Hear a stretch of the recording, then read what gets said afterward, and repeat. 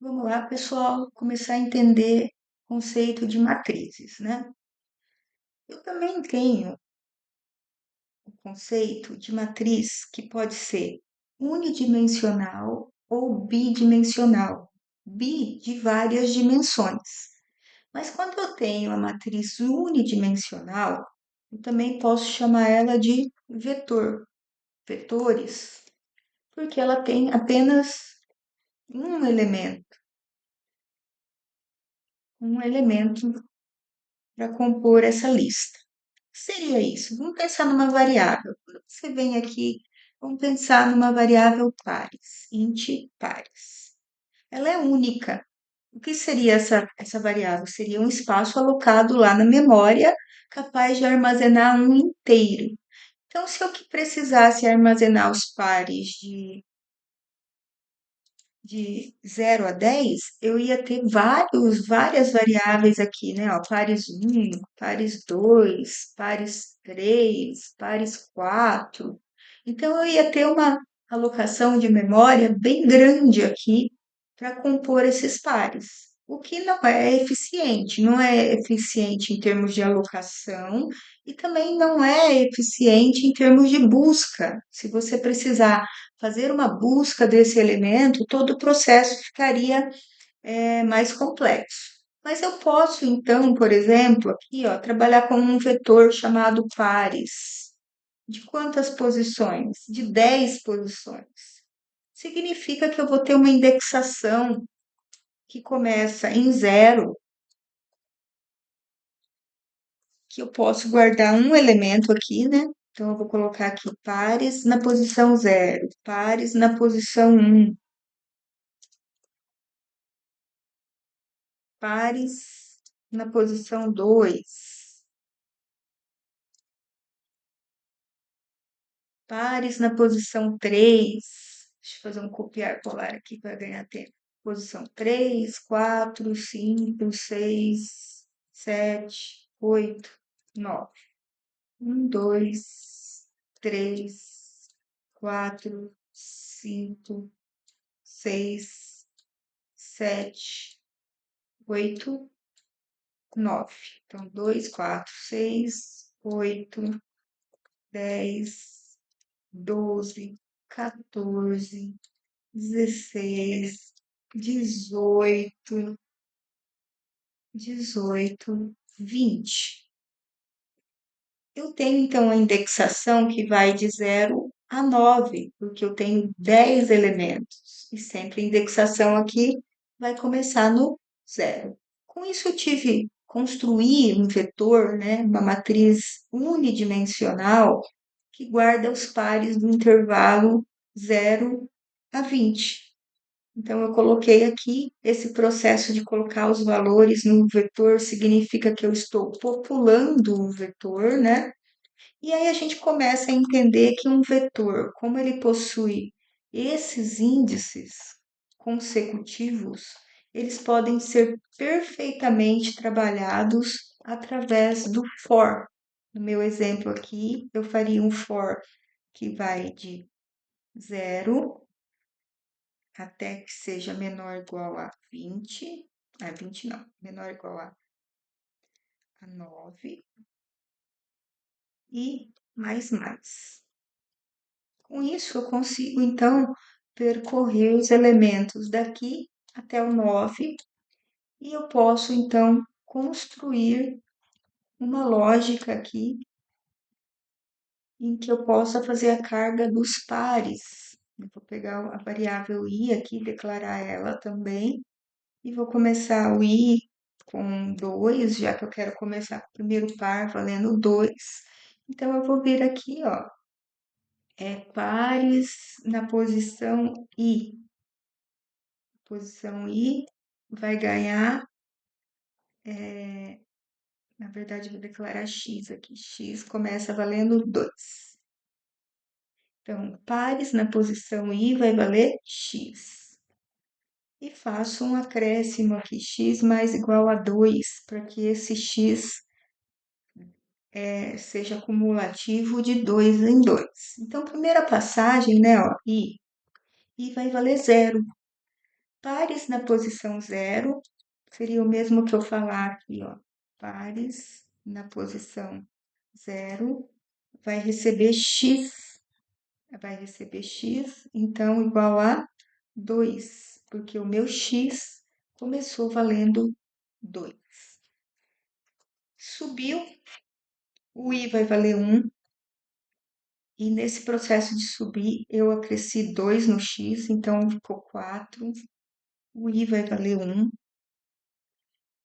Pares na posição i, que agora vale 1, recebe o novo x, que é 4.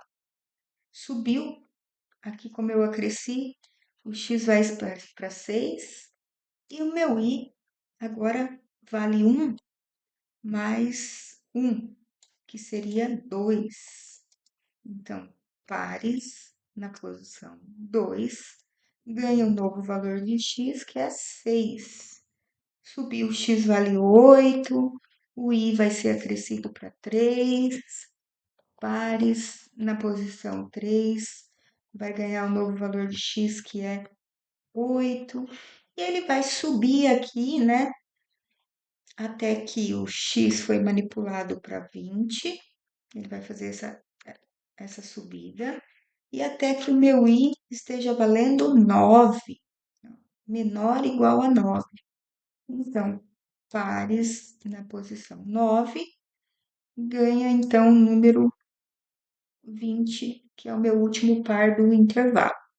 Então, percebe que com isso eu declarei um vetor chamado pares de 10 posições, criei um for que percorre essas 10 posições indo de 0 a 9 e fiz a lógicazinha aqui de um x que começou valendo 2, que eu usei para popular o meu vetor. Ok, se o vetor está populado aqui, vou salvar esse arquivo para a gente testar. Deixa eu colocar ele no meu lugar certinho aqui para não virar bagunça. Vou colocar aqui vetores C. Salvar. Compilei, ó. Deu 0 erros. E quando eu rodei, ele não está fazendo nada visualmente, porque ele está apenas fazendo o processo de popular o meu vetor. Se eu quisesse, então, ver um resultado agora, eu faria de novo um for i que vai de 0 até que i seja menor ou igual a 9, e mais, e vou fazer um printf do meu vetor. Printf, percentual i, quebrar uma linha cada um deles, e vou imprimir, então, o pares na posição i, que vai ser percorrido através do for. Vamos de novo compilar, 0 erros e executar. Ou seja, ele populou aqui meu vetor e depois na sequência eu imprimi 2, 4, 6, 8, 10, que são os números que a lógica implementou para o meu vetor de pares, tá? Então, qual que é a vantagem disso? A vantagem é que eu tenho uma alocação de memória extremamente eficiente, eu tenho uma busca de elementos super eficiente, mais rápida, potencializando então o uso da memória através desse vetor. Eu mostrei aqui, né, nesse primeiro exemplo, uma forma em que eu poderia vir aqui indexar e colocar valores, né, para essa minha variável, né? Mas eu tenho várias formas aqui de declarar e colocar valores. Eu poderia, por exemplo, aqui, ó, int valor pares 10 igual. Eu abro o conjunto de valores, ó, 2, 4, 6, 8, 10, 12, 14, 16, 18 e 20. Essa é uma forma também resumida de popular um vetor quando você sabe os valores que você vai fornecer. Eu posso vir aqui embaixo, né? Eu quero imprimir a posição 2 do vetor. Printf, percentual i, e eu quero imprimir o pares na indexação 2, que na verdade é o terceiro elemento do meu vetor. Vamos ver o que ele vai fazer aqui. Está rodando aqui. Peraí.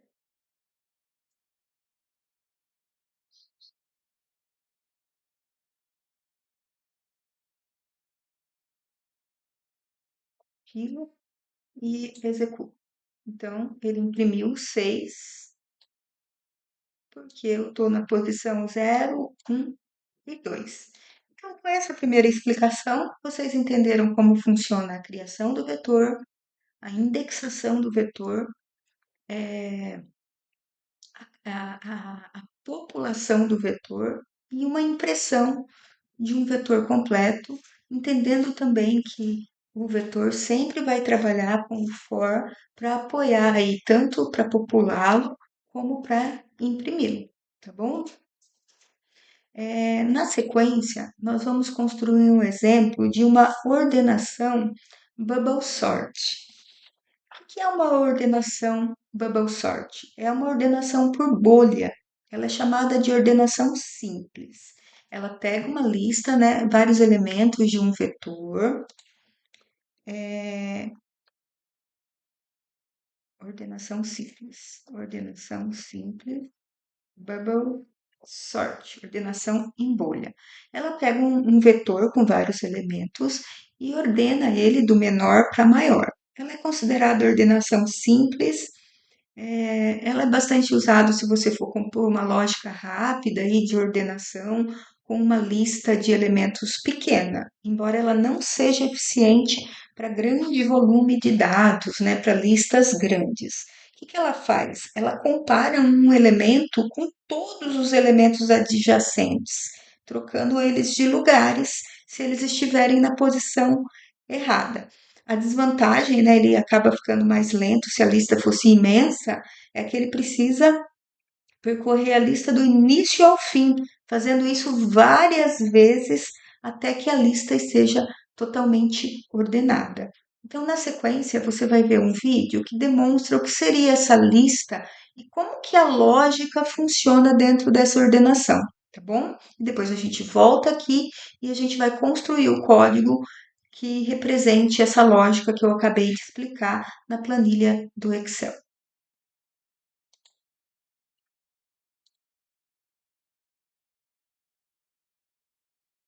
Pessoal, para esse exemplo, usando o vetor, que é um exemplo que faz muito sentido, eu trago aqui um vetor de notas. Imagina que eu tenho um vetor de 5 posições, como são 5 posições, eu tenho do índice 0 ao 4, e eu vou colocar algumas notas aqui, ó, que é 2, 8, 6, 3 e 7.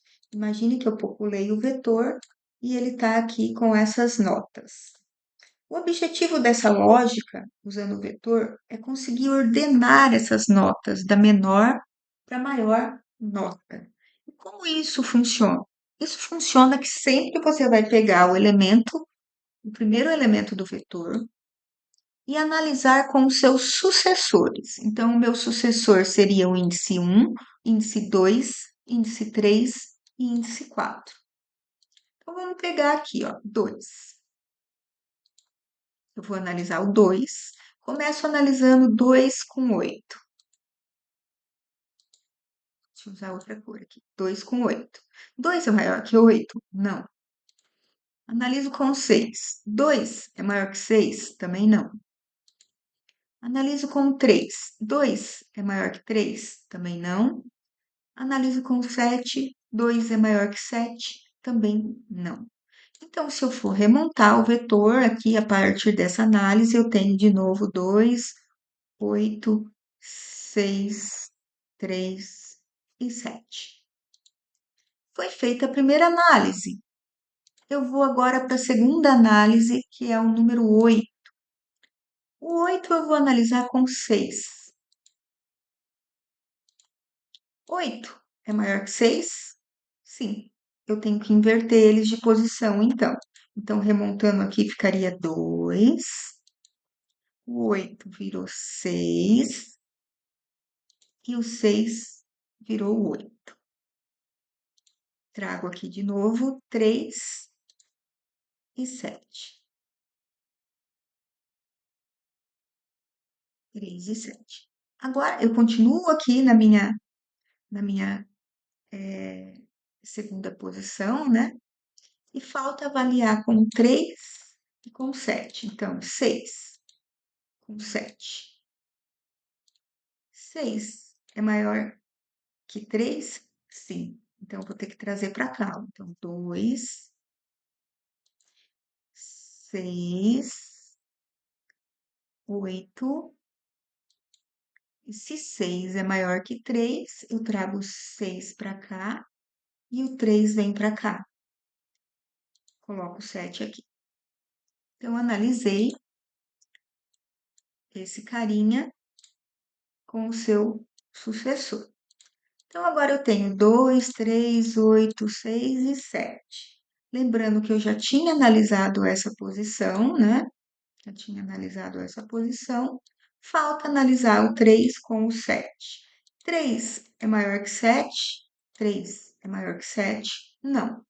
Então, a análise aqui terminou. O resultado final ficou 2, 3, 8, 6 e 7.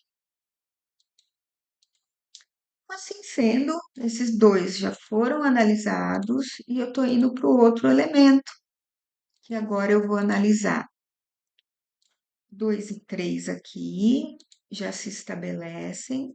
Eu vou analisar o 8 com 6. 8 com 6. 8 é maior que 6? Sim, inverto. Então, coloco o 6 aqui e o 8 aqui. E deixo o 7 aqui embaixo. Se eu estou analisando esse segundo carinha, né? Esse terceiro carinha aqui, eu preciso agora analisar se ele é maior que o 7.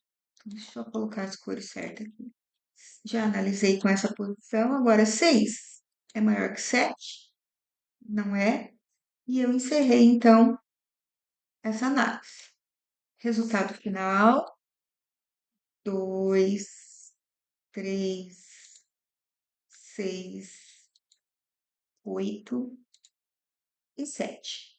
Lembrando que nós estávamos, né? Deixa eu colocar aqui. Nós estávamos analisando o número da posição 3. Agora só falta, então, avaliar esse número aqui que está na posição 3 do vetor. Então, esse daqui é o número que está sendo avaliado agora, e ele sempre vai ser analisado pelo seu sucessor, que seria a posição 4 do vetor. Então, 8 é maior que 7? Sim, é maior que 7. O que eu faço aqui, então? Trago o 7 para cá e trago o 8 para cá. Resultado final da ordenação: 2, 3, 6, 7 e 8. Então, qual é a lógica aqui, né? A lógica me remete ao fato que eu primeiro preciso percorrer todos os elementos. Eu vou analisar um elemento de cada vez, e ao analisar cada elemento, eu sempre vou ter que analisar com os seus sucessores. Então, quando eu estou na posição 0, eu avalio os elementos da posição 1, 2, 3, 4. Quando eu estou na posição 1, eu avalio com os elementos da posição 2, 3, 4. Quando eu estou na posição 2, eu avalio com os elementos da posição 3 e 4. Quando eu estou na posição 3 do vetor, eu analiso com a posição 4. Isso me faz ter certeza que eu vou precisar de dois for. Um for i que começa na posição 0, né? E vai até a posição final do vetor, que é 4, e acrescendo 1 a cada passagem. Entretanto, aqui dentro, né, desse for, eu vou ter também, né, vou fazer aqui só um rascunho, tá, gente? Eu vou ter um for, qualquer outra letra, que vai percorrer o i mais 1. Ele vai começar no i mais 1, que é o próximo elemento, e também vai até o seu final. Então, por isso aqui, ó, i mais 1, para que ele, estando em 0, comece a próxima análise no seu sucessor, que seria a posição 1. Então, eu montei aqui a lógica para vocês entenderem como funciona esse tipo de ordenação. E depois eu vou colocar o código para vocês poderem acompanhar, tá bom? Entendido ali, né, naquela planilha Excel, a ideia de ordenação Bubble Sort, eu vou construir aqui o código, né? Então, eu vou definir aqui em cima o tamanho desse meu vetor. Eu vou colocar ele pequeno, né? Que é a lógica que eu expliquei lá no Excel. Ele vai ter um tamanho 5. Eu vou declarar ele do tipo float. Ele vai se chamar notas. E aqui, então, na hora de definir o tamanho, eu trago a constante para cá. Legal trabalhar com a constante, porque se daqui a pouco você quiser aumentar o tamanho, né, você tem uma simples visualização onde você pode alterar para definir um tamanho maior para esse vetor. Vou colocar também aqui uma variável também float temporária, que ela vai ser usada para apoiar aqui a minha troca de elementos. Olha as crianças brigando aqui hoje, cachorro, titia, mora. Então vamos lá, desculpa aí, gente. Então o que eu vou fazer aqui? A primeira coisa que eu vou fazer é tentar carregar esse vetor. Então vamos começar aqui. Digite quantas notas que eu vou querer, né? Percentual notas, percentual i notas. Vou quebrar a linha e vou trazer para cá o tamanho. Então, ele vai imprimir para mim na tela, digite 5 notas, porque eu estou usando aqui a constante tamanho.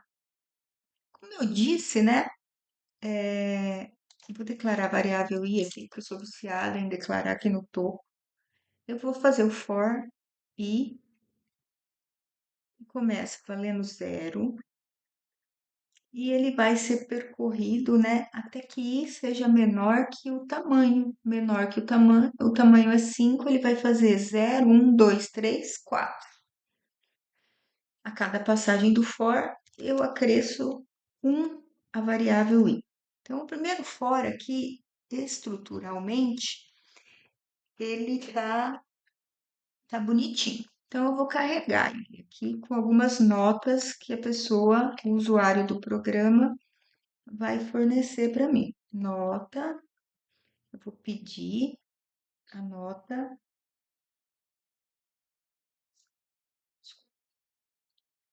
printf, nota, percentual i, dois pontos, e vou colocar aqui e mais um, para fazer mais sentido, né? Para quem tá lendo o programa, eu escrever nota zero não faz sentido, embora seja a posição zero do vetor.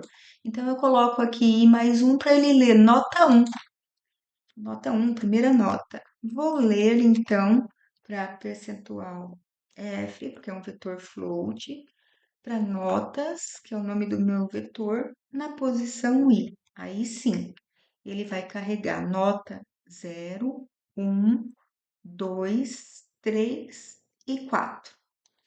Com isso, eu estou, que eu já falei para vocês lá na primeira explicação, eu estou populando o vetor com notas fornecidas pelo usuário. Por isso que eu estou dando scanf aqui para capturar as notas. Vamos por etapa, vou compilar ele, zero erros, digite 5 notas, 5, 6, 8, 2 e 1. Consegui popular o vetor. Bom, eu não quero imprimir o vetor agora. Eu quero imprimir o vetor somente se ele tiver ordenado. Então, agora eu vou fazer uma ordenação usando Bubble Sort. Na minha ordenação, eu vou precisar de novo de um for aqui para percorrer todos os elementos do vetor. Só que eu vou precisar também de uma variável nova, que é a j, que vai ser usada dentro desse for para fazer um outro for. Assim como eu expliquei no Excel, né? Ele vai fazer sempre a partir do elemento sequencial. Então, por isso que o meu J, ele vai ser o valor de I, que é zero, né, no primeiro elemento, mais um. Ou seja, quando eu estou na posição zero, eu preciso comparar com todos os outros elementos da sequência, que seria o 1, o 2, o 3 e o 4.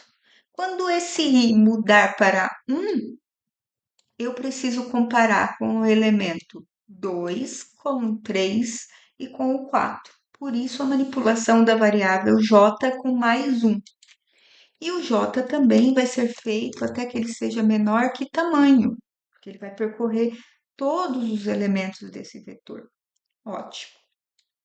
É só entender o que eu fiz lá na planilha Excel. Aqui no meu j, eu tenho que fazer um teste lógico, né? Se as notas na posição i, que é, por exemplo, zero, for maior que as notas na posição j, que zero vai ser comparado com 1. Se a posição zero for maior que a posição, que o elemento da posição 1, aí eu vou ter que fazer o quê? Eu vou ter que fazer uma inversão de valores. Eu pego a variável temp só para guardar notas na posição zero, no caso, ele vai guardar notas na posição zero. As notas na posição zero, que é I, né? I que está guardando a posição zero. Vai receber o notas na posição J, que é a posição 1 do vetor. E o J, notas na posição J, que é a posição 1, vai guardar o temp, que seria o valor inicial da posição zero. Com isso, eu fiz a inversão e usei a variável temp para guardar temporariamente o elemento da posição zero. Eu fiz a troca de posições do vetor. Vamos ver se, compilando aqui, se ele vai dar algum erro. Zero erro. Então, essa é a lógica necessária para ordenar esse meu vetor. Lembrando aqui de novo, né? Ó, só fazendo um rascunho aqui para vocês. Quando o i estiver no zero, ele vai comparar com quem? Com 1, com 2, com 3 e com 4. Com 4. Então, ele pega a posição zero, compara com 1, com a posição 2, com a posição 3 e com a posição 4. Toda vez que ele achar que é maior, ele faz a troca dos elementos. Aí, quando o i estiver na posição 1, ele vai comparar com quem? Com 2, com 3, com 4. Quando o i estiver na posição 2, ele vai comparar com 3 e 4. E quando o i estiver na posição 3, ele vai comparar com o elemento 4. Então, ele faz todo esse percurso aqui na minha lista, trocando os elementos de posição, tá bom? Bom, se eu populei o vetor, ó, populei o vetor, ordenei o vetor, agora eu posso, então, exibir as notas ordenadas. Vamos ver como. De novo, vou fazer um printf aqui para dar um charminho. Barra N, notas ordenadas, quebro uma linha e venho aqui, trago de novo o for i para cá. Também ele vai fazer o mesmo percurso, né, que é de 0 até 4. E aí aqui é bem tranquilo, né, gente? É só fazer o printf, percentual f, fazer até percentual ponto 2f, quebrar uma linha cada um. Notas, nome do meu vetor, notas da posição I. Ponto e vírgula, fechei aqui o for. Vamos de novo compilar. e vamos rodar. Digite 5 notas: 2, 8, 3, 5 e 1. Então, ó, ele está desordenado. O que que ele teria que trazer como resultado? Ele tem que trazer 1, 2, 3, 5 e 8. Vamos ver. Notas ordenadas: 1, 2, 3, 5 e 8. Pronto, a mágica aí aconteceu usando vetor, usando ordenação bubble sort. Sempre que você for ordenar, você tem que lembrar que precisa de um for dentro do outro, para que todos os elementos da lista sejam percorridos, tá bom? Na nossa unidade, na apostila, eu trago aqui vários exemplos de uso de vetor, com outros tipos também de busca. Eu trago novos tipos de busca, pesquisa sequencial com vetor, né? E pesquisa binária, que é uma forma mais eficiente de busca dentro de um vetor, porque ele quebra o vetor em duas partes, em várias partes, né? Três, na verdade, a parte superior, a inferior e a central.